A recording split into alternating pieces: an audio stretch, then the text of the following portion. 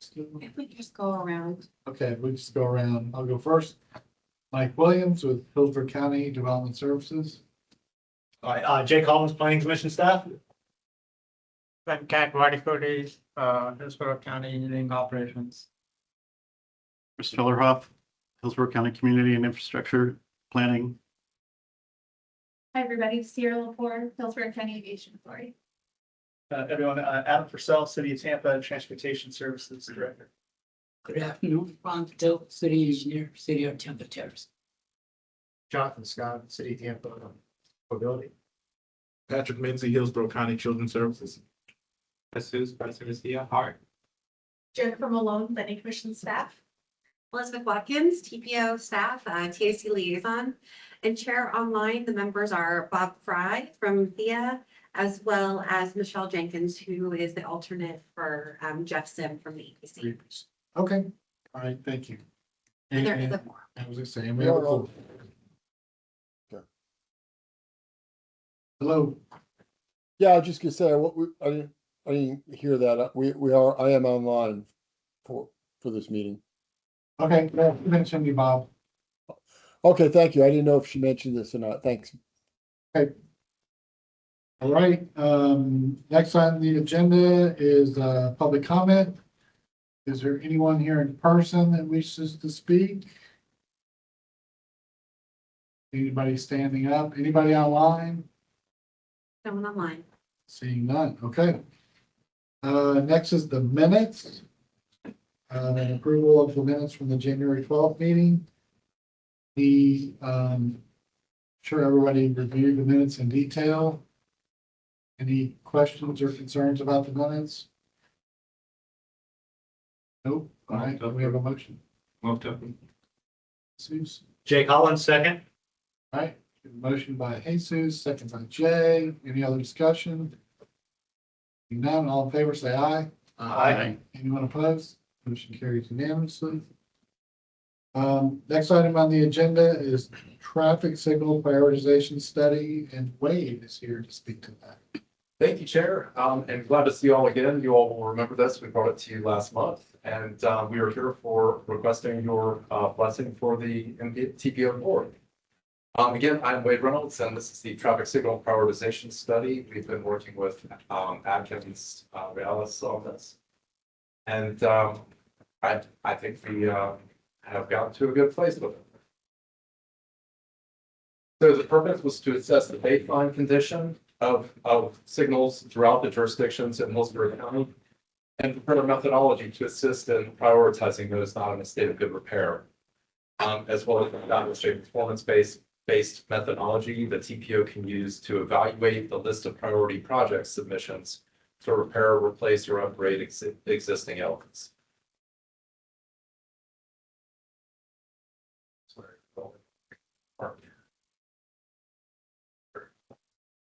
So this could aid in planning and response operations during emergencies. We saw a lot of issues after the hurricanes. After the hurricanes last year with signals being out, and I know a lot of effort has been put into how to provide emergency power to those through different methods besides just uninterrupted power supplies. Adjusting signal timing to accommodate planned and unplanned events, and supporting traffic studies related to Vision Zero and other safety efforts, as well as just trying to be a resource for our partner agencies to coordinate signal improvements and maintain or enhance operations. So task 1 was the signal inventory, which I'll get into in a moment. Task 2, the prioritization methodology, and task 3, ranking of intersections. I will add that for the ranking of intersections, we'll be assessing any. We will have an overall ranking of all of the intersections through this data collection, but basically for the list of priority projects, we will be ranking any submissions against each other rather than so. So the combined data set includes 1,236, I believe, intersections that are signalized in the county, 586 in Tampa, 592 in Hillsborough County, and 56 in Plant City. signals in Temple Terrace are maintained by Hillsborough County, so those are included in the Hillsborough County. So we did focus on resiliency as at least one component of this. For the structural, the type, condition, and age of the structure, the age, mounting type, and height of the cabinet, the location, whether it's within a floodplain, on an evacuation route, or within hurricane wind zones, and whether there are flood sensors or uninterrupted power supply. Ultimately, we assign priority ranks to these, so it is multiplied by those priority rankings. The highest priority is the support type, or excuse me, the structural elements really. The support type, the age of the structure, the condition, and what type of span, if it is span wire, what condition that is in. For resilience within a floodplain, received extra points. And those, again, that priority is 4. So if it was within a floodplain, yes would be a 2, and that would result in 8 points. A documented flood history, again, it would be if it is yes, it is a 3. If it is no, it is a 0. But that would give ultimately an extra 15 points on that. And if it's on an evacuation route, a maximum of 6 points in that category. So here were just a few examples we took to see how it all shook out. The highest was Kennedy and Gardenia. The main things that really kicked that up were the floodplain and evacuation route status and the span wire and wood supports there.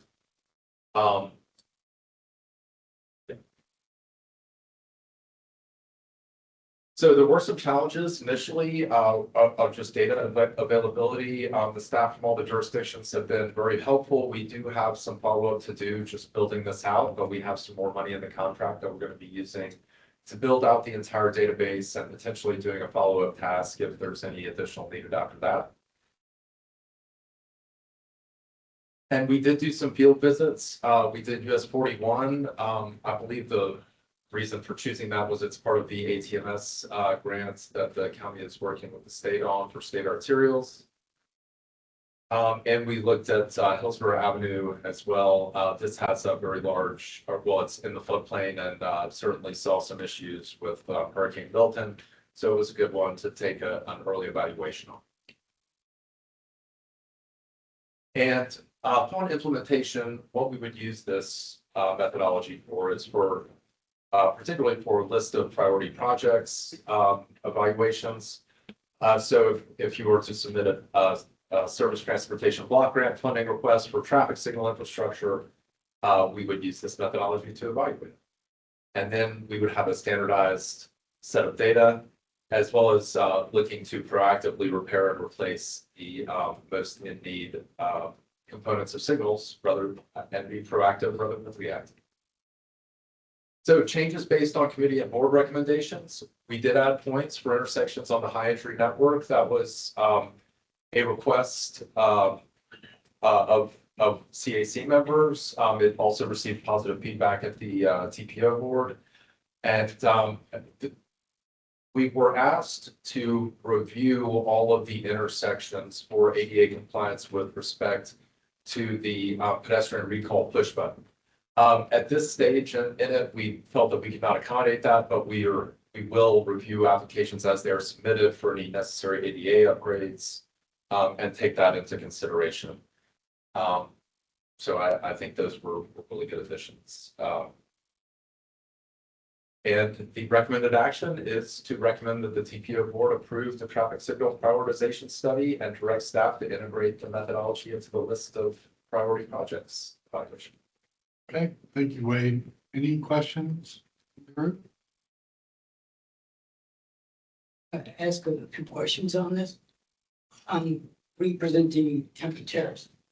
So does my voice come as me, or do I need to funnel it through the umbrella under which I am? Your voice may certainly come as you or All right, so 2 things I want to bring to your attention. If you go to the slide 2 or 3, the task, I believe is. So go on to slide 2, the task 2. Two things I want to bring to your attention. One is on the vulnerability assessment. Are the cabinets, the vulnerable signal cabinets, was that being assessed? Their vulnerability? Yeah. We looked at their height, for the cabinets. We looked at the age of the cabinet, the mounting type and the height of the cabinet. What I'm asking is, okay, what does the height tell you? How vulnerable it is? Yes, we had short, which is basically a ground level medium, which I believe, and I'm just going off memory, was up to about 18 inches. And then high, which was taller than that, 19 inches or taller. We divided them into categories. I guess a thorough review should be made, looking to the site intersection, especially nighttime safety, if cabinet is visible or not. How many accidents been reviewed in the past? Is there any history of accidents? People running into the cabinets, turning radius movements, oversized vehicles, they're running or rubbing off onto the cabinets and so forth. It would be a thorough review rather than just simply looking at the height or the dimensions on it. Thank you. That's certainly well taken comments. I would say that that those necessary upgrades, we would revert to the jurisdiction and to a certain amount to determine what they needed to do with the cabinets through an application to us. But those are certainly additional issues. And then again, I'm not criticizing how it's been done. I'm just saying there's a room for improvement right there, Okay. right? And then the second thing, the corridors that's been selected, what was the criteria on the ATMS you just mentioned? Yes, there is I believe, and Mr. Williams, maybe you can help me out with this if I'm getting it partially wrong. I believe there was a $30 million grant to upgrade state arterials to have connected intersections through the county's larger control room for that and have those be the first ones done that way. I'm not sure honestly, but I think you said you guys just went and physically looked at that corridor. We did. Other corridors are gonna be looked at. And yes, That's just what they example did corridors that we initially. picked, we are getting the data for every signal within the county. But those ones were some that we went and did a deeper dive into for that data collection effort. Probably data collection and just to confirm the data you're getting matches what you actually see in the field, that kind of thing. Yes, sir. But one of the reasons we chose US 41 was because it was one of the candidates for that ATMS grant, which I don't know if it is kicked off, but that was one of the reasons. So let me explain a little bit more further. Ron, I agree with you some of the items which you mentioned, but we had a meeting this morning internally to come up with a comprehensive signal inventory, which includes almost 36 or 37 items. We identified what needs to be included. I'll be more than happy to share with the TPO staff so that we have a better coordination. And also, I'm glad you said we have some dollar amounts available for the GIS. So we have that also on one of the tasks, which is perfect. So we can team up and then come up with the comprehensive database. As a part of the database, we're including not only the age, condition, whether it can be upgraded for the recent technology needs and so on and so forth. All those things we added into the inventory items. And some of the corridors like 41, Hillsborough, we have we have multiple grants which we are using a couple of funds from different funding sources.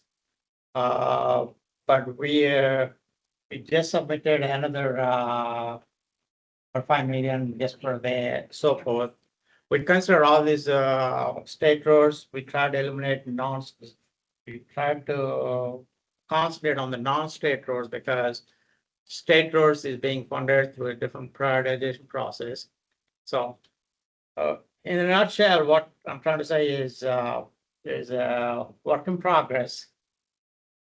With all the items which you mentioned, Ron, and all, we will definitely consider what is being included. And also, example, you said in the list, the county has a 592 signals. It changes every month. I just want to let you know. So right now we're at 598.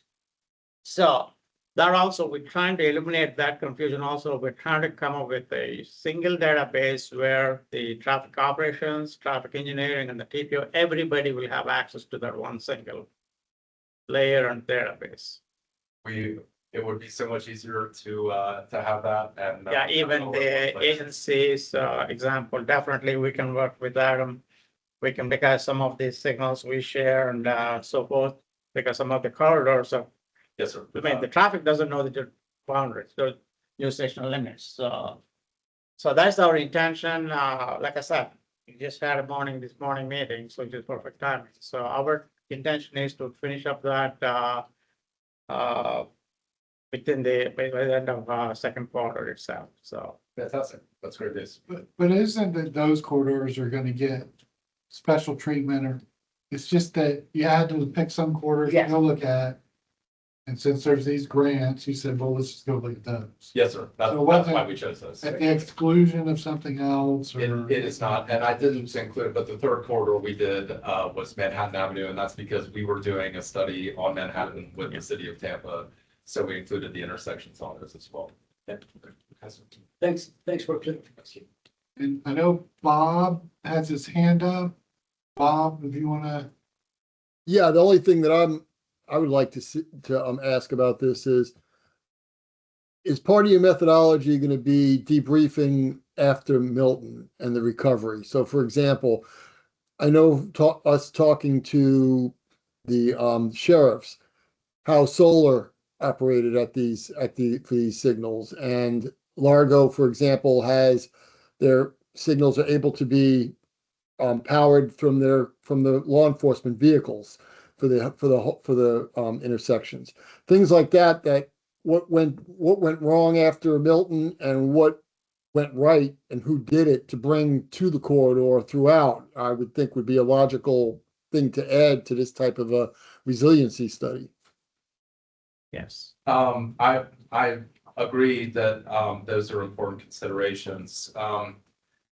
The other thing that we were considering, and this was in response to a board member request, was we have uninterrupted power supply as one of the criteria.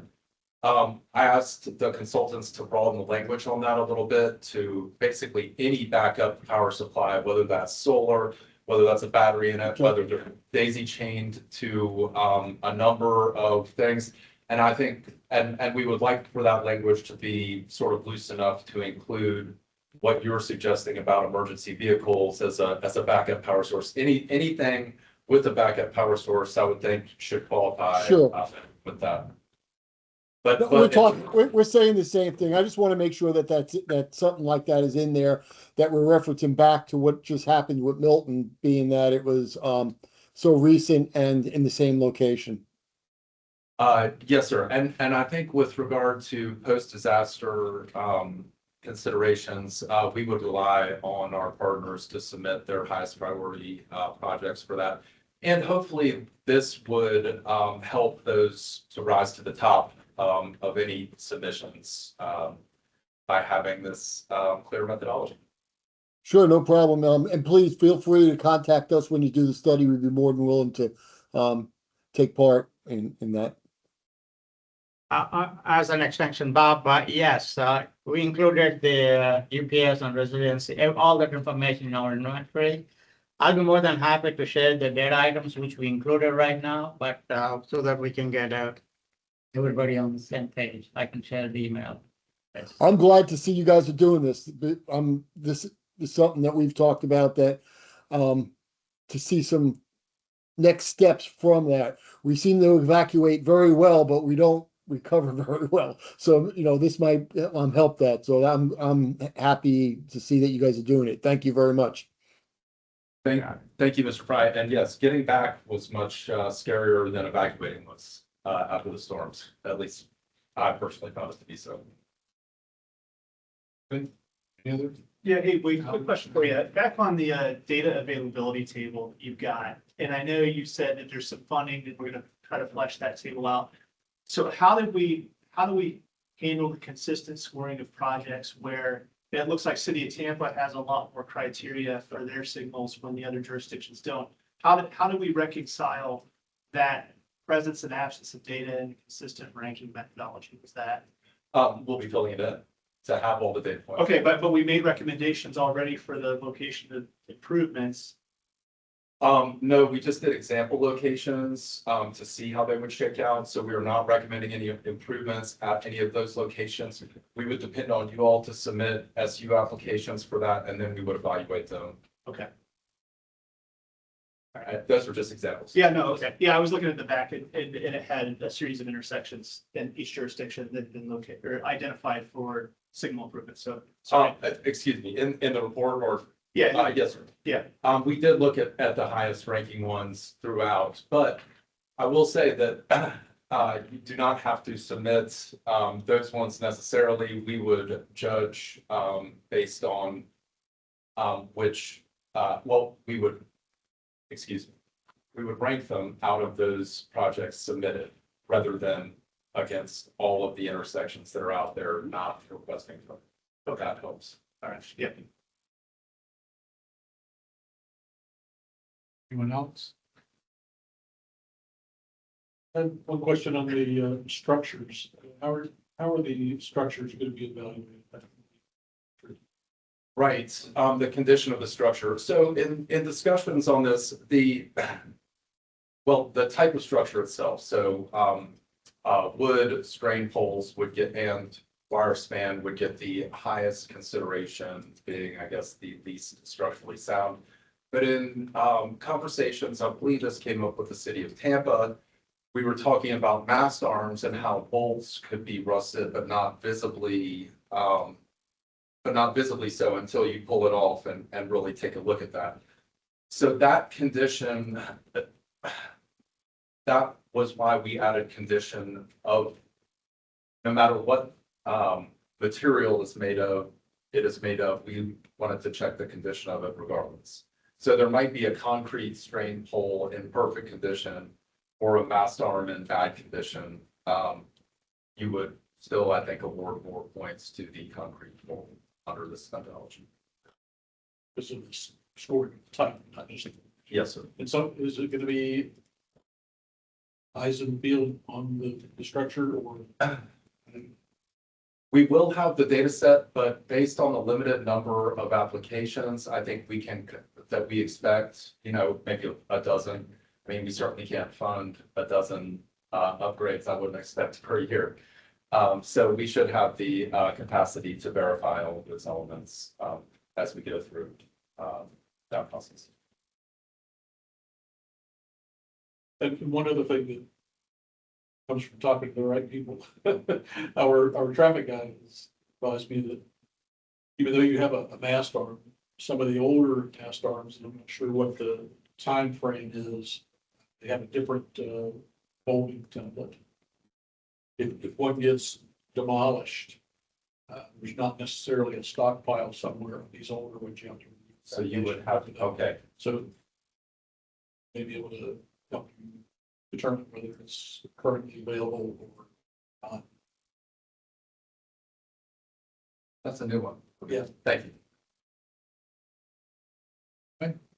Any other questions? I have a question, Wade. So this looks like it's going to be a great tool for ranking existing signals and which ones need to be upgraded or replaced or whatever it may be. We have a lot of signals that are warranted, but not funded at all. So there's nothing there.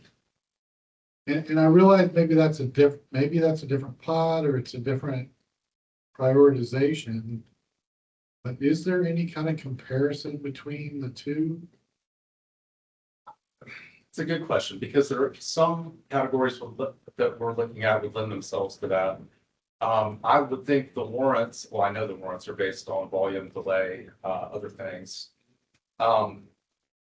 Crashes, I think, are certainly a consideration that goes across both of those, but no, we haven't really considered applying this to new signals as much. Okay.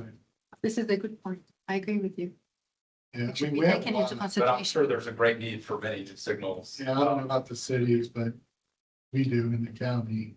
So on the same lines, my previous job, we came up with a signal ranking with the developer funding, without the developer funding, and then we included a lot of other variables also, which we are trying to implement that within the county. We just started the process last week on that. Yeah. So, And we had a prioritization Yeah. process in the past, maybe being updated. yeah, that's what we Or were. changed, that's fine, but still, there's a lot of unfunded signals that meet warrants today. And I could see along a corridor, there could be locations that need upgrades, but also locations that need a signal added as well, in addition to those upgrades. So that's certainly a valid point. Okay. Any other questions? All right, can we have a motion? Can you put the motion back up there, Wade? Oh, sorry. That's fine.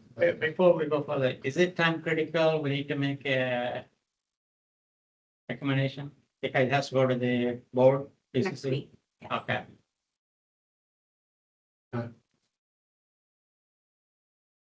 So do we have a motion? Do we?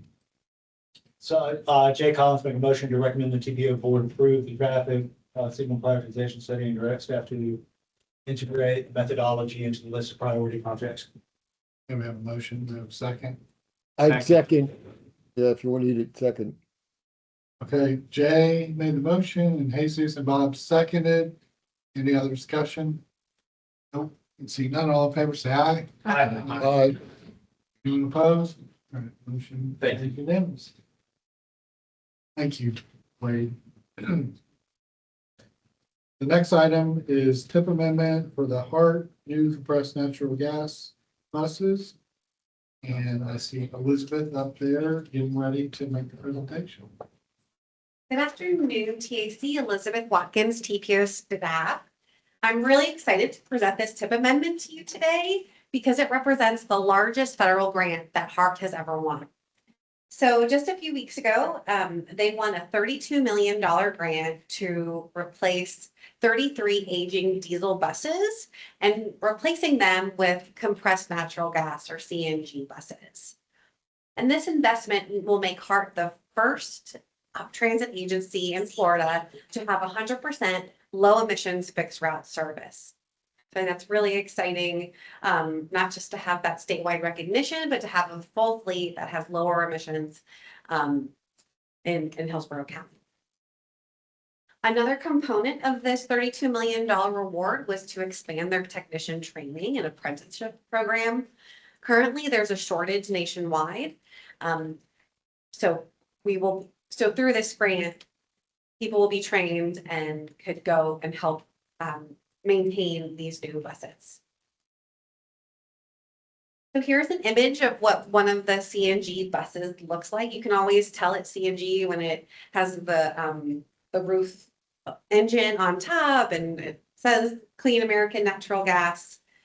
It has cleaner oil, longer engine cleanliness, and it's quieter and smoother. Their useful life is about the same to diesel, but again, one of the main benefits is that they have significantly reduced emissions to their diesel counterparts, particularly when you're thinking about particulate matter. So again, reduced air pollution, the maintenance costs will be reduced because this fleet is brand new, and it'll improve service reliability because of those, again, because of being a newer fleet. So the actual action before you today and how the tip is being changed is this project is being added in because the grant was just. So again, $32 million of federal discretionary funds through the through the Federal Transit Administration. And then HART will be matching that with $8 million for a total of $40 million to go towards purchasing those 33 buses. So the recommended action before you today is to recommend to the TPO board that they approve this amendment and add this project into the Transportation Improvement Program. Okay. Happy to take any questions. Any questions? Jesus. I move to approve. Are there any other buses after this coming up for replacement, or is this kind of round out bus replacement? Well, good question. So this, we finally transitioned away from diesel, Mhm. but we still have a backlog of old buses that need replacement. Like, Right. I think our oldest CNGs are like 2017, so they're coming on 8 years, 9 years. Mhm. Useful life is 12 years. Also, useful life is 12 years or 500,000 miles. Right. We usually hit the miles before we hit Before the you hit years. yeah. So, It's a support infrastructure. How many fueling stations back for the CNG? well, we do it, all of it is out of the garage. We have a central garage where everything's housed. We have a direct line. That's one of the good things about CNG. We're not reliant on fuel tankers bringing fuel in. Jay, I think you had a question? Yeah, Jesus, I was just wondering on new buses, the rest of the hard product, exactly the same as the old buses, or is there any other changes, or is that something that y'all haven't thought of yet? You mean in terms of, Interior, like new technologies inside, everything's Wi-Fi equipped, are we anything moving in that direction? well, the latest buses we got are about 2 years old now. And they have charging stations inside. They all have Wi-Fi. The latest lot, the latest batch, they had a special wheelchair restraint thing. It's not the usual strap now. It's like a thing that does it on its own. Okay. In terms of like interior, like infotainment things, we are transitioning the CAD system, which is the old like ADA announcements and the little screen inside. And we're doing that system wide, and any new purchases would have that on them.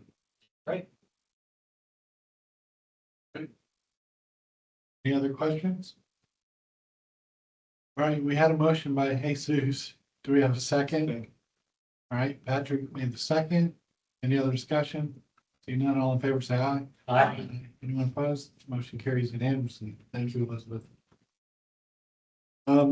Next up is State Road 674, MLK Drive from US 301 to Turkey Creek, and this is a corridor study. And Jeff Novotny is here to speak to that. Hey, Jeff. Good afternoon. Hopefully my voice holds out. It was a long night with the hockey game last night. So hopefully I'll get through it all. Thank you for the opportunity. We're presenting a quarter study that my name is Jeff Novotny with representing FDOT. For a quarter study that we've been working on for MLK Junior Boulevard, State Road 574 in the unincorporated elements of Hillsborough County. So from US 301 east to Turkey Creek Road. Quarter study was looking at a number of different elements from a safety perspective, operational perspective, bike and ped, mobility elements. The project itself, or the roadway itself, goes through a number of different contexts throughout, from west, 6-lane road, transitions to a 4-lane road, transitions to a 2-lane road, more rural area. So there's a lot of different elements to evaluate. But in looking at the corridor from a holistic perspective, looking at opportunities to provide more corridor-based improvements and enhancements relative to either level of service or safety. We looked at a number of different recommended improvements at the 19 or so various signalized intersections and along the corridor.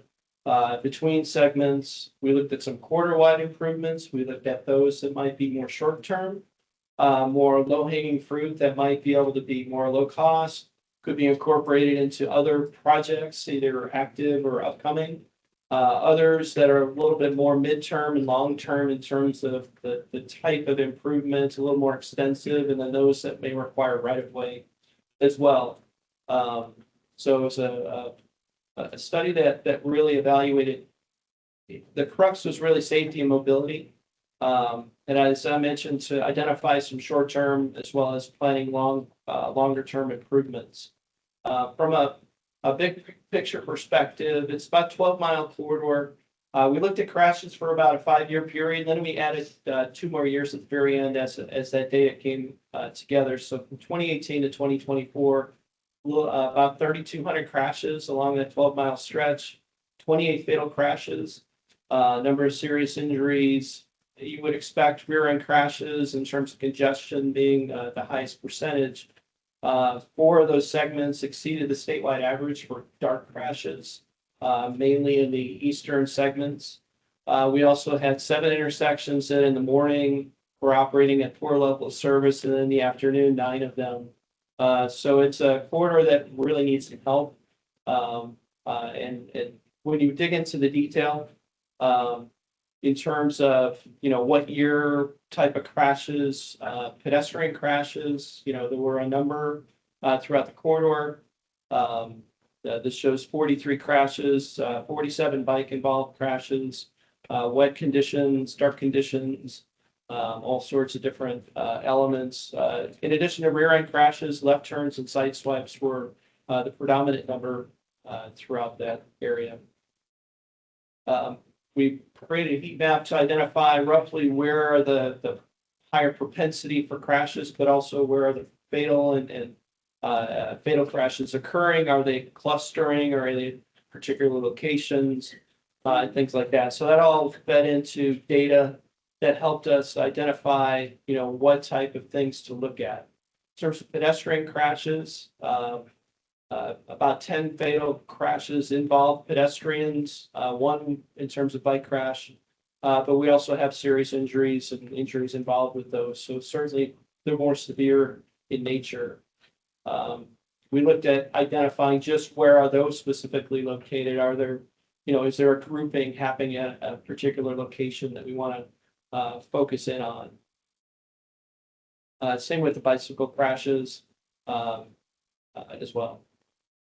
We looked at level of service, and I mentioned during the AM and the PM peaks, there were a number of intersections that had poor level of service. Looked at to see maybe if we overlay crash information as well as operational data, are there some things to tell us in terms of that?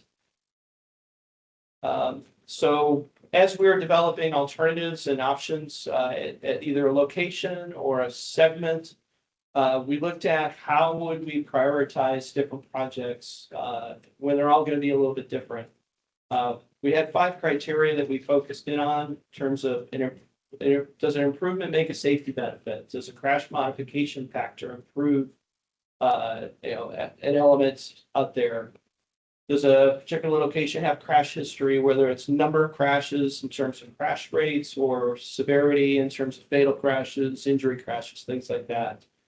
Would an improvement enhance multimodal use? So in terms of improving bike or ped or even transit mobility. 4th one was enhancing traffic operations. Will it have significant improvement? Can we get better than a failing level of service?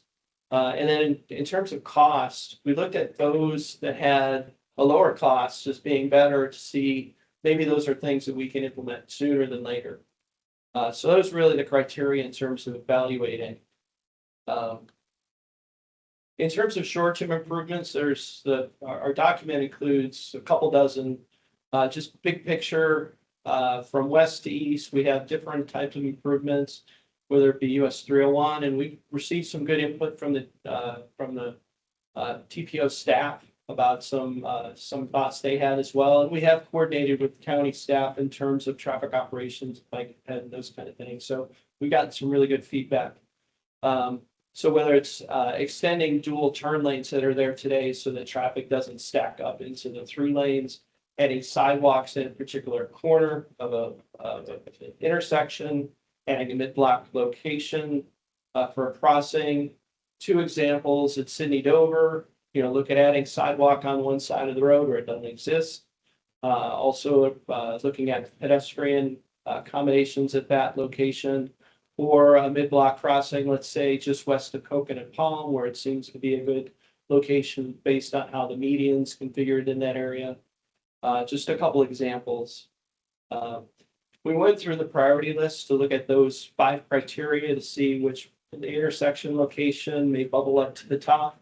So this may help, whether it be the departments as they're programming their projects and improvements that go into, let's say, a resurfacing project or a safety improvement. Those locations that may be more of a priority to tackle, or even the county, as the county has improvements on side streets to evaluate there. So it provides a ranking opportunity. In terms of midterm, these are a little bit more extensive roadway improvements, either extending some turn lanes, adding a right turn lane. Really, extending dual turn lanes can be a little more challenging because of what happens in the median. So these are elements, for example, at Williams Road to add a second left turn lane, add a second right turn lane. It's a little bit more extensive because of the ditch and other things that may have to happen there. So those will be a little bit more costly. And at Hewitt Street as well, looking at improvements down the side street to help stacking of traffic at that intersection. Again, looking at midterm improvements, looking at how we rank those, and more opportunity then to prioritize those in your plans. Going to the long-term improvements, those are really those that require right of way. Whether it's an additional third left turn lane, second, right turn lane, those kind of things. We looked at those that would require maybe a PD&E study because it's so expensive, and those that may be more operational in nature, but still would require some right of way, corner clip, things like that. So Falkenberg Road, example here, you can see the right of way needed at the north end. Lemon and Parsons, there goes my voice. Kingsway, McIntosh as well. Gallagher, Dover Road, a little bit to the east. And then ranking of those as well. We also looked at some corridor improvements, whether it be lighting, sidewalk, more of an extended period, extended length, and just at an intersection. And then those that may require a full PD&E study, we looked at maybe extending a 6-lane section, extending a 4-lane section, converting a 2-lane to a 4-lane, which would require a little more evaluation of the PD&E study. So with that, I appreciate your time. Okay, thanks, Jeff. Sure. Well worth it, I'm sure, last night. Oh, don't see many goalie fights. Jennifer? I have 2 questions. Sure. First question, I was looking through the slides. I couldn't quite glean, and you might have touched on it in the presentation, and if you did, I apologize. What first, why this study for this corridor? The department works with the county staff, looking at ways that we can make improvements in this unincorporated portion of the roadway. There was an early coordination between, I think it was traffic ops with the county and the DOT to look at this from a bigger perspective. A lot of times the DOT projects tend to focus on a specific location or area. And this was to try and look at the corridor in general, to look at a bigger cross section, to look at it from the perspective of what can we do in a number of different areas instead of just one location to maybe pop up as a hotspot. I'll say Jennifer, for the record, Jennifer Malone. So was it because of the number of fatalities that FDOT decided to take a look at this, or because of the? No, the DOT has had a PD&E study on the books for a while to continue extending 4-lane section to the east. But then when you start to look at what's happening with other elements that have already been widened in other areas that may be way down the road in terms of future improvements, are there some things that could be looked at from the whole corridor? To say, can we do lead pedestrian intervals, let's say, at 12 intersections instead of just, a hotspot Right. location? So trying to look at it from a big perspective. Well, that leads to my next question. 301 and MLK, looks, I saw on let me see. Slide 6, it looks like there's a lot of fatalities on that intersection. And the only thing I see here is extend the eastbound dual left turn lanes, evaluate adding a leading pedestrian interval. From a short-term perspective. Okay. Now, we did get some input from the county at that intersection. There have been 6 pedestrian crashes over the past 8 years during that stretch, and several involved fatalities. Right. And digging into more of a long-term improvements, may include more intersection type improvements, whether it be putting in islands, short of crossing, walking movements across that location, improving the radius returns. That is similar to what has gone on at Fowler Avenue at 56 or at Crispy Downs, those type of intersection improvements. Those would be elements that we're also looking at considering as well. And looking to see how those have performed over the last couple of years will also be important for us to kind of see what kind of bang for the buck did we really get from those. So, but those are certainly elements that we want to include in more of a midterm improvement. Okay, yeah, I think that would be beneficial. Sure. One question and comments, go ahead. That's fine. Ron, go ahead. The heat map presentation, excellent, good presentation. What I'm asking is, what was the speeding behavior on this corridor? It obviously varies because the posted speed is a little higher out east than it is to the west. We did see, in general, there was, speed conditions. We didn't do an actual evaluation of the actual speeds. We're looking more to see were there crashes that may have speed as one of the elements involved. So, but as you drive, as congestion happens, and speeds tend to slow down. However, out east it was higher speeds, darker conditions. Those are all elements that kind of married up to some of the crashes up in that area. I mean, you did feed it into your presentation, but again, like the number of crashes and the type of crashes, it's kind of correlates. And then I didn't see the speeding element in there, or at least what is the 85th percentile on that, right? But good presentation. Thanks. Thank you. Thank you for the presentation. Quick question. I wonder if you mentioned it and I missed it. Have you looked into the time of the day of when bike and pit crashes happened?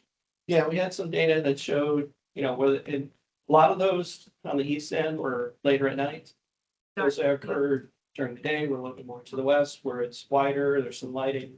That's also involved there, so. So have you looked into improving the lighting? Yes, yeah, we had corridor-wide lighting that we looked at. We had specific locations where maybe there was no lighting Awesome. that, at a short term, maybe that's the first thing that gets done, so.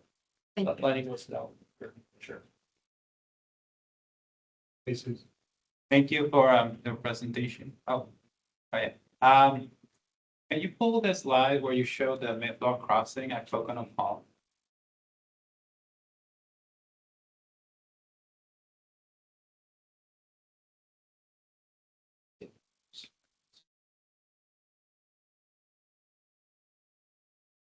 All right.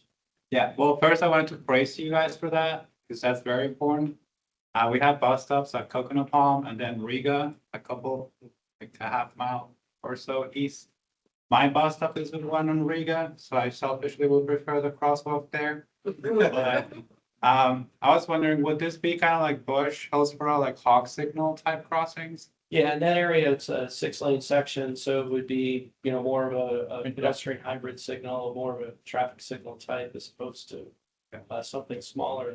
And in terms of location, we know that mid-block crossings would require a little bit more in terms of evaluation. Is this the absolute best location to put it? In terms of, public coordination? Is there something there that would be impacted? As well as, feedback as well. So that would be an improvement that would have a little bit more involvement than just dropping it in, in that location. So, but that was one of the elements that we did consider, so. And is there like a spacing criteria? Because they're not like on Hillsborough, they're like not close, but somewhat. Yeah, it's a certain spacing from either existing signal where you have, driveways and other things. That's why that location seemed to pop, because it didn't happen to be a whole lot happening, within a few hundred feet of that location, so. Yeah, and there's the apartments. I think that's why we see so much crossing in that area. Sure. There are the apartments on one side. Thank you. On the extension on the state roads, on the 6-lane facilities, it's going to be a regular mid-block pedestrian signal, like a regular traffic signal. They started doing on US 19, plus once they started over 7 or 8 of them right now on US 19. The same fashion they're working on, FTO District 7 is working on state roads, they made along the main corridors. All right, any other questions, please? Yeah, hey Jeff, great presentation. I really like this approach, the corridor level look. I think it's a great way to look at it, instead of just pushing the traffic a mile and a quarter down the road, letting the next ADD deal with that, or the next project deal with that. I really like the corridor level analysis. Hope to, maybe we could see something like this on some of the city streets, and some of the city roads, but yeah, I really appreciate it, Blake. Thanks for your input. All right, anything else for Jeff? All right, hey, thank you very much, sir, appreciate it. Appreciate it. Thank you. Have a great day. Thank you. You too, thanks. All right, our next status report, crash mitigation and congestion management process. And sir, I'm gonna do my best. Praveen Pasmarty?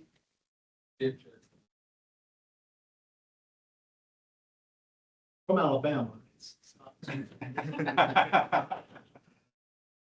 So good afternoon, everyone. I'm Harry Walsh, TPO staff. I'm the project manager for this crash mitigation and congestion management process update that we're doing. And it's been several years since we've done an update. So this is almost more like a creation of what's going to be a new core document, similar to the TIP or LOP or LRTP. So the purpose of this presentation today is just to brief all of you on what the purpose of this is, what we've already done, and our hopes for the future. We're not asking for a vote of approval or anything today. This will be coming back in front of you in May before we go to the TPO board, and at that time we'll have a more draft document that we'll ask you to review, and we'll give you some of the highlights. And so Cambridge Systematics has been supporting us with this project. They've been a great team to work with, and so with that, I'm going to turn this over to Praveen to introduce himself and go over what the CMCP is. Thanks, Harry. And you pronounced my name correctly, so. Thank you. The roll of the dice. So it's a quick agenda. I have around 10 minutes to present, so I'll try to cover as much as possible and quick as well. We'll give a high-level overview, adding on to what Harry mentioned, and then the current status where we are in the project.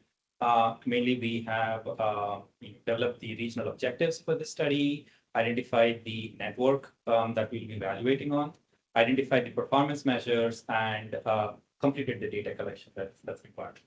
The next steps are to use this data and develop the performance measures and assess the system and identify the hotspots. The most important in this whole process is to develop the strategies to mitigate these crash and congestion in the entire CMCP network, and also develop a framework for TPO and you all to monitor and track the performance of the bank. So just to give a quick background on what a CMP is. CMP is a federally required process that all the MPOs have to develop. It's a congestion management process. It's meant to be systematic and regionally accepted approach for managing congestion. It looks at developing a framework. This is not a document that sits on the shelf, but it's more of a process that provides accurate, up-to-date information on traffic, on congestion, and safety, so that you all can monitor the system performance. And a crucial piece of this is to assess and identify the strategies that will help the agency to meet and exceed state and local requirements. Now, as I said, this is a required process for any urbanized area over 100,000 population. And as Harry mentioned, it's been a while since this was updated, so we are doing this as a fresh start. Just from a wording perspective, we're calling this as a CMCMP, crash mitigation and congestion management. The technical wordings in the CMP doesn't mention safety, so we did want to include safety as recognizing the importance of safety in the overall performance, transportation system performance. The various tasks included in this project are roughly around 7 tasks. We'll go through them briefly, one after another.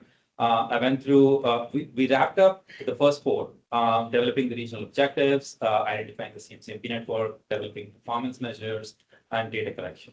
The rest of the 3 are underway as well.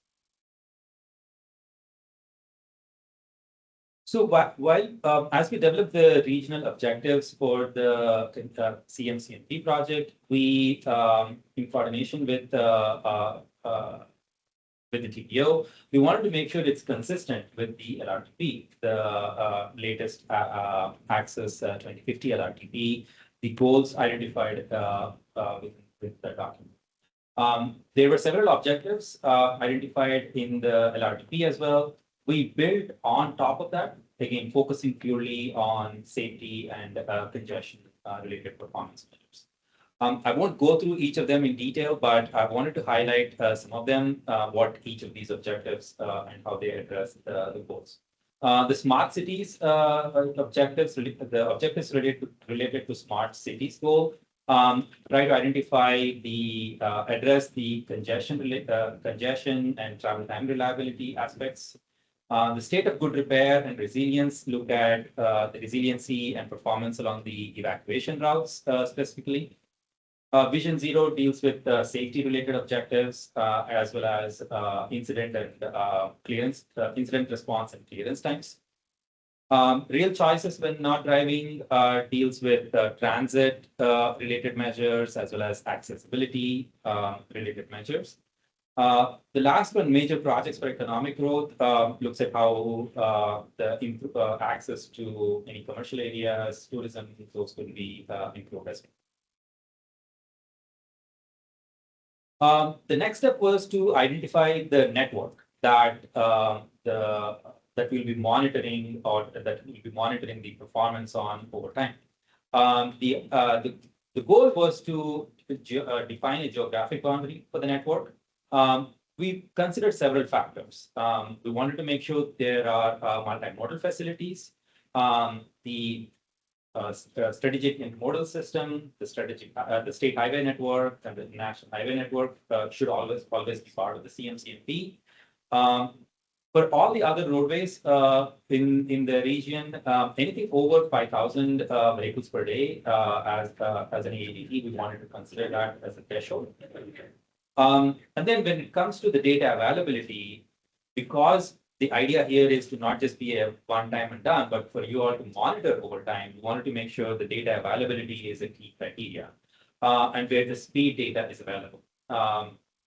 So from that perspective, we'll prioritize the facilities where there is probe speed data available so that we can monitor and develop congestion. Not only that, we looked at the PVRPM model to identify where the future traffic volumes are also more than 5,000. We considered and incorporated the high injury network that was done. Made sure the bus network, the truck corridors are prioritized as well, and the trail network.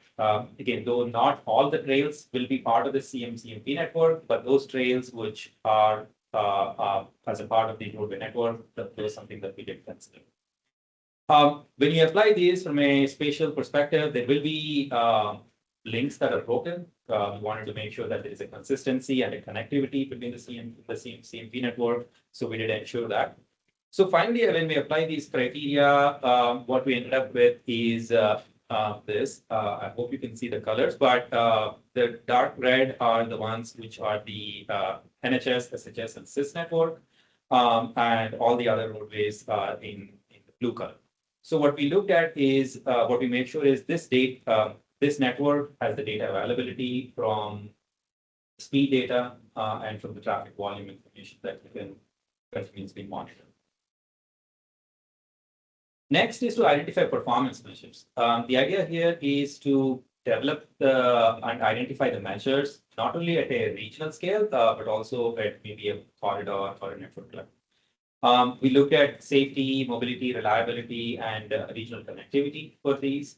All of these performance measures will ultimately tie to the objectives that I went through earlier on, and they in turn tie to the regional goals. These measures will be developing by the mode. Some of them will be by auto, freight, and transit. Also by network. Some of these measures will be for developed for the entire TPO, while vast majority of them will be for the CMCMP network. Again, we'll try to break down these by the region, by the city of Tampa, Plant City, Temple Terrace, and also the unincorporated Hillsborough County. Again, have the ability to break down by highway type, NHS, SHS, and other roads. Again, this presents you what each performance measures that we came up with directly tying to the various objectives. Again, I will not go through each of these in detail, but mainly wanted to identify that several of these measures we wanted to be consistent with some of the other publications. One of the documents is the FDOT source book that the FDOT publishes for multimodal performance measures. And we will use that as a starting point for the SHS, NHS, and CIS network. The other also is the federally required PM1, PM1, which is the safety related measures, PM2, which is the pavement and bridge infrastructure measures, PM3 is the system performance measures, because those are the measures that you have to report and track performance.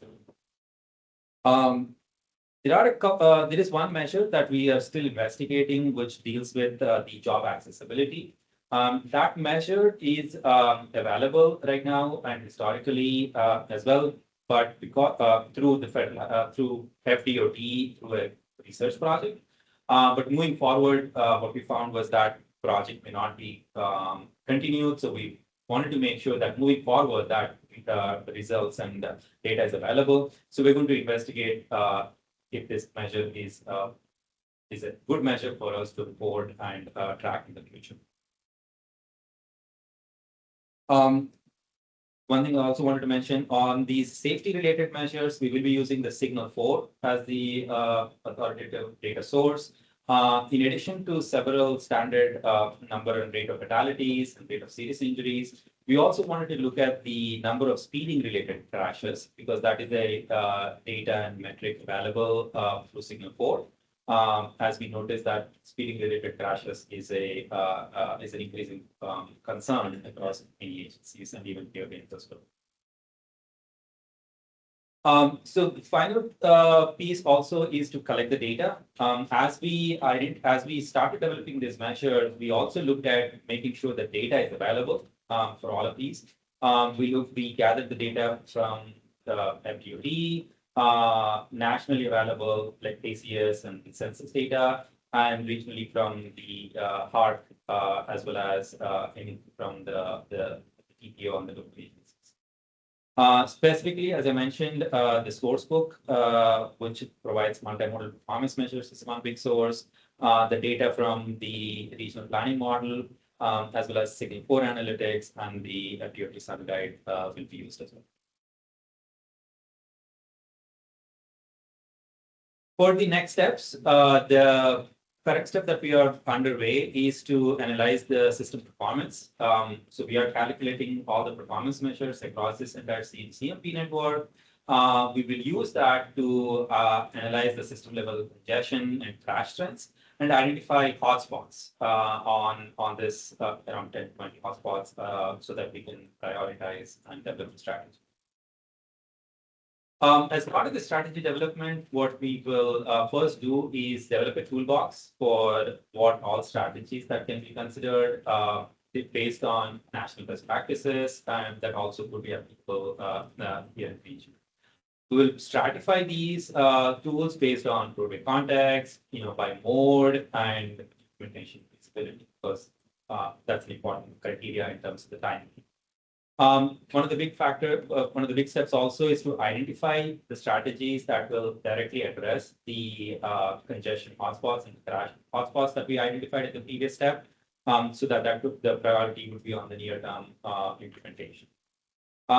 As a part of this, we will also look at a case study for evaluation. Work with the team to identify what would be the best case study to conduct and implement one of these strategies.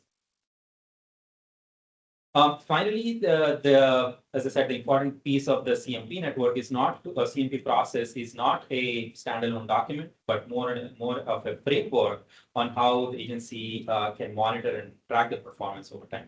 So as a part of this, we are going to help develop steps, processes to develop a monitoring framework. How these performance measures could be developed over time, and also how the CMP could be updated in the future. That could entail developing dashboards on how you could maintain over time and store on and report out to the public as well. Again, finally, that's the end of my presentation, but I wanted to open up for discussion. As a starting point, we came up with these 4 questions, but definitely would love to take the questions that will help us in the next steps. But how do you do that? That was perfect. Just any thoughts or discussion points, be very welcome. All right, thank you very much. That was very informative. A lot of good stuff. Go ahead. So, which is actually a perfect transition from the previous one, which is MFA corridor, to this one. So I know Jeff, when he mentioned he came up with some short-term, long-term, and mid-term, and so forth. I really want to see if we use the example, the MLK as one of the corridors. But also, as Adam mentioned, any city, if you want any corridor or the roadway you want to consider as one of the corridors or areas you want to prioritize as a part of this process. I want to see how your process comes up with the short-term, long-term measures that FTOD study came up with. I want to see how they compare each other. It's a validation for both processes. Any other questions? I did have, yep. Well, Thank you for the presentation. So very good presentation. I feel it's more focused on crashes rather than, let's say, countermeasures for congestion. So I wonder if you have worked on something related to countermeasures. Let's say if you identify a location where it's highly congested. So what are your solutions, short term, medium term, long term? Have you tackled this, or is this coming later? That's a good question. So those will be the next steps, as I mentioned, as a part of this strategy development. The crashes and congestion are both big components of this study. I just wanted to maybe as an example, again, not that this would be part of the study, but with other CMPs, some of the strategies to address congestion could be, improving traffic signal timing or, adding turn lanes and things like that. There are various strategies that will be identified in this toolbox, and then we will apply those to the hotspots that we would come up with in the previous step. Very So all of that is. Thank you. So you noted that the network was based on the location, in part based on the location of the sensors that are available in the built environment. Are you guys using other kind of remote data, like kind of the INRIX based, the real time, the live data? Or are you pulling any of that into this, or is this just off of fixed assets that are present in the built environment? So one of the big pieces I mentioned here is the here probe speed data. So that's the data which FDOT has acquired and has a partnership with, through which they make the data available for all the agencies in the state. And it has a pretty good coverage in the entire state. And in Hillsborough, when we looked at it, for the CMP network, more than 95% of the coverage was available. The reason why we looked at that was the here data provides not only the live data, but historical data up to the last month. For the purposes of this study, we will be using the historical data, not the live version, because we're looking at more of the historical trends and using that. In addition to that, for the missing small portions that we mentioned, we're looking at other alternate sources that give us available. No, and I was gonna say, I think this is fantastic. This is timely. We kind of asked for a parallel effort for the city on a similar, kind of a feeds into this, it'd be like a TISMO master plan. So we're trying to advance that. We look forward to the results of this. I think one of the things that would be helpful, and I know we talked about countermeasures that can be used to mitigate the congestion, but even just a map that really lays out the most congested corridors and gives us a clear representation of where our most congested intersections are, where our most congested segments are. And then even in the terms of like special events. So this last weekend was a great example where there's all kinds of stuff going on downtown. I know that's not it's a recurring, non-recurrent congestion, right? So it's not a traffic accident, and it recurs during those special events. So it asks that maybe some attention be given to that, and in and around some of our major activity centers. So are there events that then test the network where we can make improvements to adapt for those higher peak periods? So like downtown special events, Raymond James Stadium. You just think of this last weekend and what we went through. So I think this is great. I think it's timely, and I really look forward to seeing the results. Okay, no, that's a great point about the special events. I just have a quick note regarding the data you're asking for congestion or traffic conditions, and I think it can be helpful for you. ClearGuide is a very good source. I wonder if you've tried it or checked it. It's really very powerful. What- ClearGuide. Yes, county has the contract, Yeah. which where the city also has access to our account. But we terminated the contract 2 weeks back. We are in contract, we are in promises of contract with the Hendricks. Because of for better pricing, we're also have some other features which we feel like can use more. So at that time, definitely, yes, we will be able to provide. I know there is a limitation of number of user accounts we can create, but I'm sure we will be able to get the Gion brand. Yeah, Margaret Kubler. Yeah, Margaret, yeah, exactly. Yeah. Okay. No, this is fun. And with the TPO staff and the, yes. Yeah. So I was wondering, and I might have missed at the beginning, is there a timeline for this? And then for staff, is this something that then comes back here and eventually becomes an action item because it needs to become methodology for how you update some of your other plans? Yes, and yes, to both of those. So the timeline is we kick this project off in October, obviously coming to you now, and then it will conclude in June. And we're going to be bringing this back in front of committees in late April to May, and then go to the TPO board in May. And then we will have this, and as Praveen has been saying, it's this CMCP process. And so once we have it, we're going to keep updating it on some regular schedule that we're determining. And it wasn't able to fit into the budget for this exact project, but kind of a pet thing that I want to add on to this is once we have all this data, and you're mentioning some of the maps, if we can have just a dashboard that's like living on our website that folks can go in and see, all right, here are top 10 bottlenecks for congestion, here are our top 10 worst areas for safety. So we're hoping to keep this moving, but that's the short. Good. So we're evaluating what we have tool-wise, looking for ways to improve upon it. That's what this study is. And then we come back and actually adopt that. Yes. Okay, great.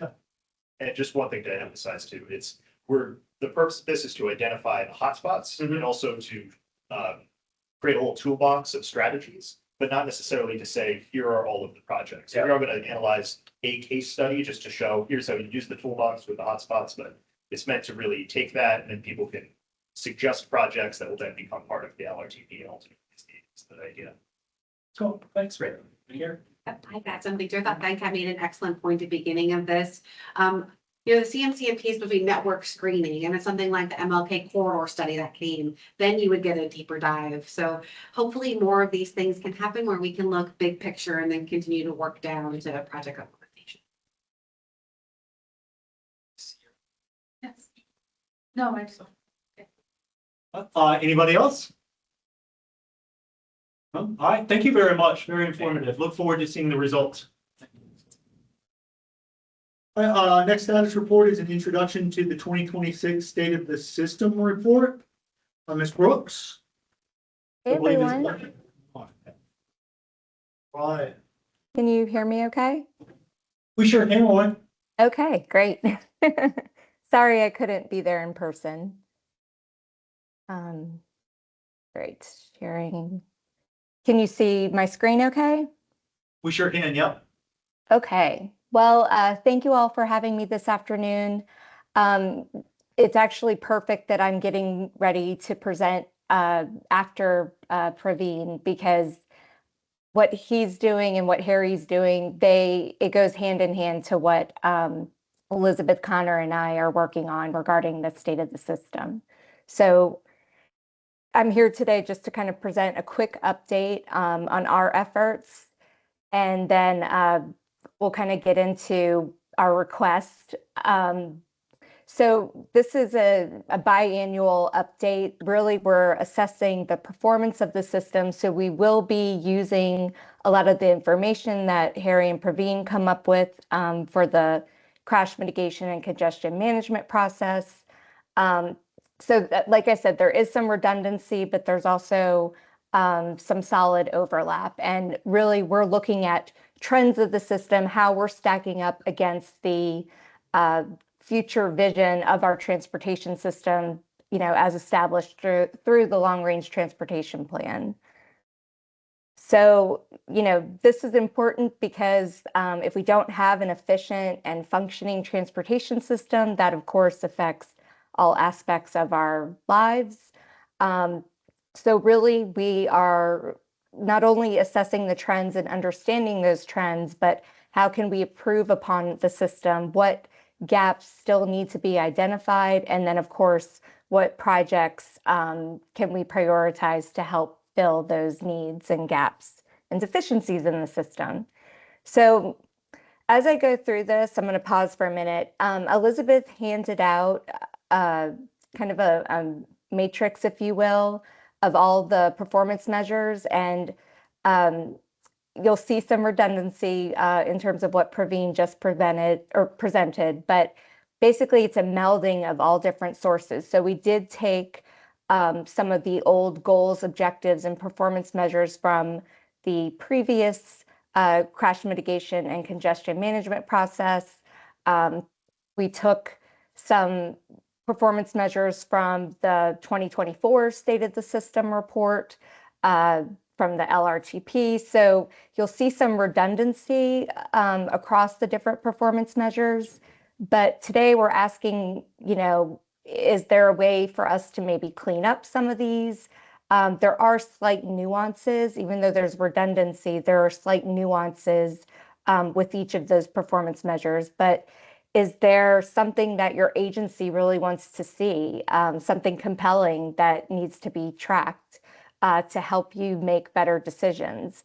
So yeah, that's what we're here today to ask you to do. So please feel free to mark up that matrix as I'm going through this presentation. You can hand it back to Elizabeth at the end of the meeting, or you can email her, and I'll present the contact information at the end of this. So comments are due by February 13th, and I'll get into that in a minute, but we have a tight timeline. So not only will we present our report at the end of the day regarding the different performance measures, but we will also prepare a companion online interactive tool. And again, Praveen was mentioning that we'll have some hotspot maps. And so again, they will likely, Harry and Praveen will likely prepare those, and then we'll incorporate that information into our interactive tool. And when I say interactive tool, we're really looking at a story map, if you all are familiar with that, and a dashboard, something that's really easy for the public and, of course, the management of your agencies and elected officials to understand. And then something that's very easy to update as we go through this process every 2 years. So we want to have the latest and greatest information. We want folks to understand the status of the performance, and then again, how we're measuring up to our vision. So we'll quickly run through some of the base factors. Again, this is just establishing context of Hillsborough County, our community. So of course, looking at population and employment, but again, you know, is it important for us to maybe include households without access to a vehicle, or clusters of population 60 or age 65 and over? So just keep that in mind as we kind of go through this, some of the other metrics and demographics and information that we should track or include. So land use, again, existing and future, of course, but then areas where there could be development that could occur in the future. Of course, all the assets that compose our transportation system. And again, I know this is a good starting point in terms of a list, but are there other factors that we're missing, other elements that we're missing? And then, of course, funding sources. What money do we have now that we can use for transportation, and where is that money going? And then are there potential future sources that we could look to help address our needs? So again, this is where you'll kind of see some redundancy, but we organize the performance measures based on the Hillsborough TPO's 5 programs. Again, smart cities, it's really, you know, utilizing smart technology to help address congestion and performance of our system. So these are, again, some of the performance measures that we've been using to kind of track how we're monitoring smart cities. So the bolded items are those that, and Praveen mentioned this, they're federal performance measures, so they're required to be tracked by the Hillsborough TPO. So I just wanted to note that. So really, you know, travel time, vehicle hours of delay. We then have the, you know, state of good repair and resilience. So really the conditions of our roadways and bridges. And then of course, our transit fleet and transit assets. And then the Hillsborough TPO more recently added a resilience piece to it. So looking at the vulnerability of our network. So we kind of split this up into, you know, the roadway factors or roadway assets. So again, condition of the pavement, hotspots along our evacuation routes, and of course, all those elements that pertain to resilience. Bridge conditions, you know, are we meeting the cycle, the established cycle in terms of repaving and replacing our bridges once they reach their useful life?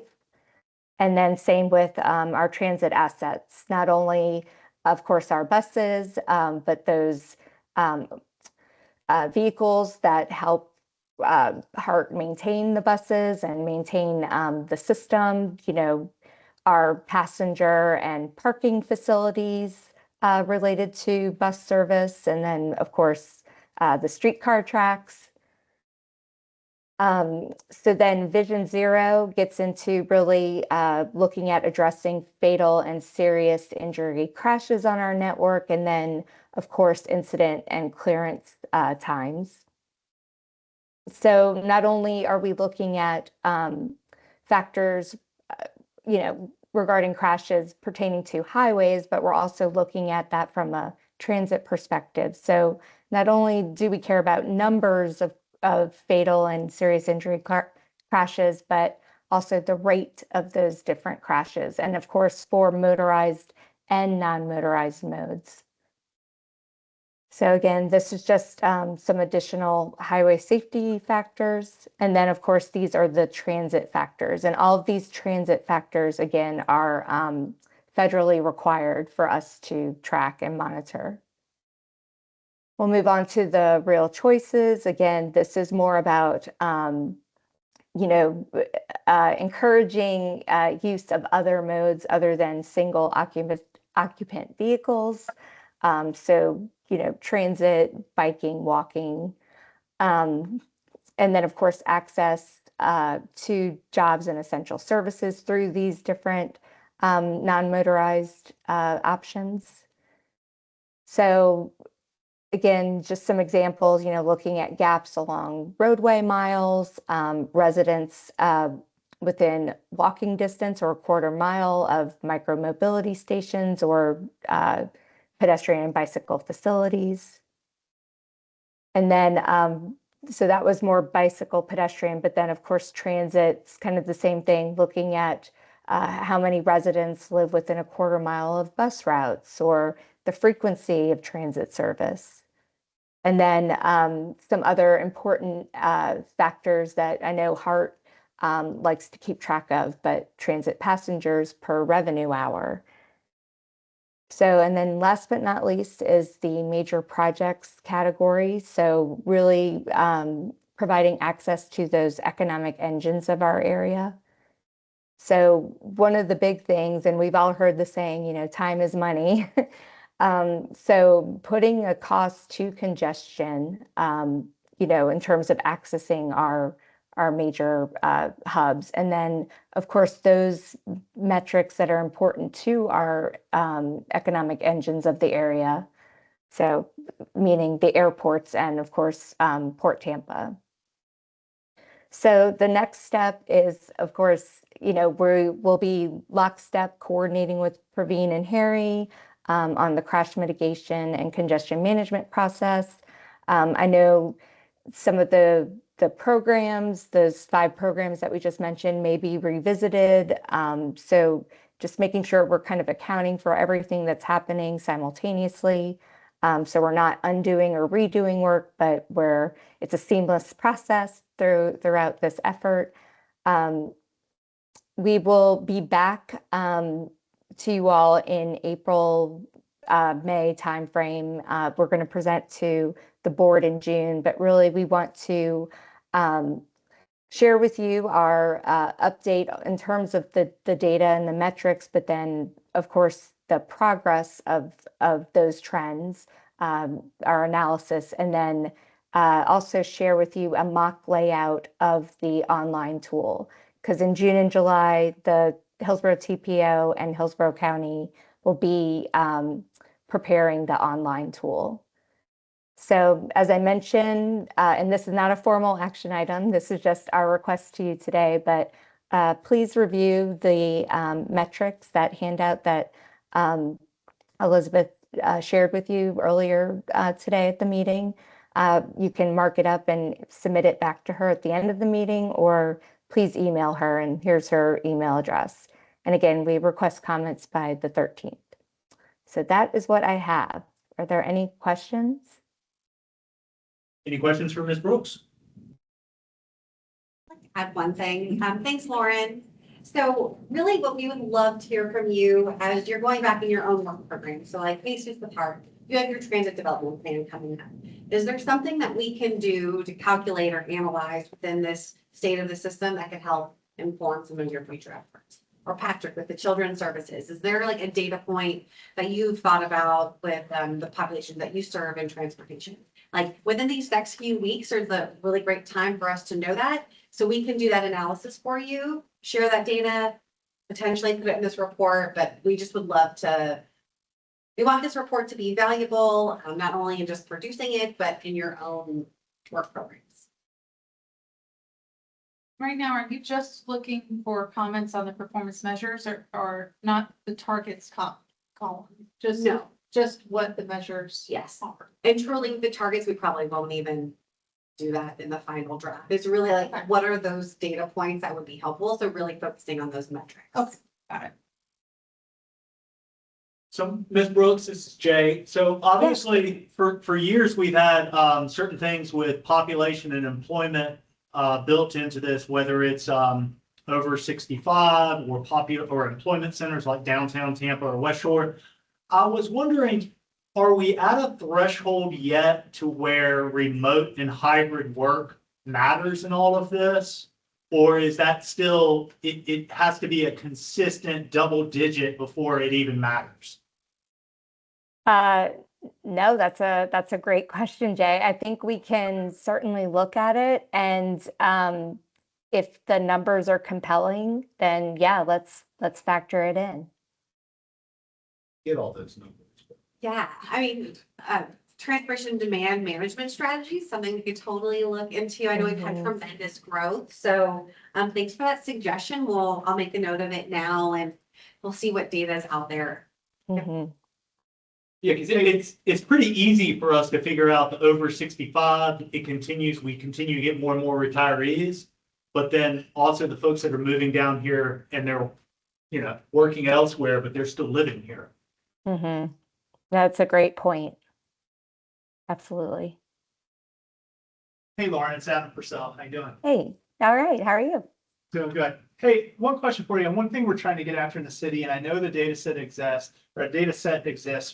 but where observed speed exceeds posted speed. So I know we're looking at like Vision Zero, and you had some data points in here about speed related crashes. But the data sets are evolving, and I'm not quite as in the data as I used to be. But I think one thing that would be great would be a map that shows us where speeding is an issue. And I think we're getting to the data sets where we can monitor that. But I don't have access to them right now, or I'm not aware of them. But I think that would be something really cool. To help us with like police enforcement. That's one of the things I've talked with TPD about, is if we know where the speeding is occurring, then they can send additional patrol out to address it. Or we can implement the safe systems approach where we can take an infrastructure perspective and start to try to limit the speed of the vehicles on this roadway. So if there's any way to get to excessive speed, that would probably be something that would be helpful for us. I love it. Thank you. That's a great Awesome. suggestion. Yeah. Yeah. Taking Any- furious notes. Anyone else from Ms. Brooks? All right. Well, Lauren, thank you very much. We'll look forward to seeing it when it comes by. All right. Thank you all. Appreciate your time. Thank you. All right, looks like that's it for status reports, and we're on to old business and new business. And I see here the safety treatment effectiveness evaluation. And Gina Torres will speak to that. Oh, okay. Hello, Ms. Torres. Hello, TAC members. I just want to thank you for letting me pop into the meeting remotely. Just to introduce an item that's going to come before you for action at your next meeting on March 2nd. We'll be asking you to accept a report. It's a safety treatment effectiveness evaluation. And, we typically like to present items as status before asking for action. But in this case, it's an analysis, and we aren't making a recommendation for funding or a specific project to be included in the LOB. But the study was undertaken to make the most of our limited funding by answering the question on should we focus on more low-cost safety treatments or a few high-cost safety treatments to get the most bang for the buck. And the study included some before and after analysis on a number of case studies in the region where different treatments are used and been in place for a number of years, so we can compare their effectiveness to reducing serious crashes. And I just make up this example, but should we build 2 raised intersections and a couple mid-block crossings? And how does that compare to if we were to spend the money on roundabouts, let's say? And what would be, the best bang for the buck, cost benefit wise? So our intent is that our partners can focus on designs that have greater value for the money spent. And eventually we could guide those through our TIP process. But I just look forward to sharing more details on the study next month, and hope that you find it interesting and helpful in your lives, your own professional lives. So thank you. You can ask questions now, but we're definitely going to be coming to you in March. Thanks, Jan. Anybody have a question or anything for her? No? All right, we look forward to seeing it in March. Me too. Thank you. Any other old or new business before the committee? All right, we'll see none, then we are adjourned. Thank you.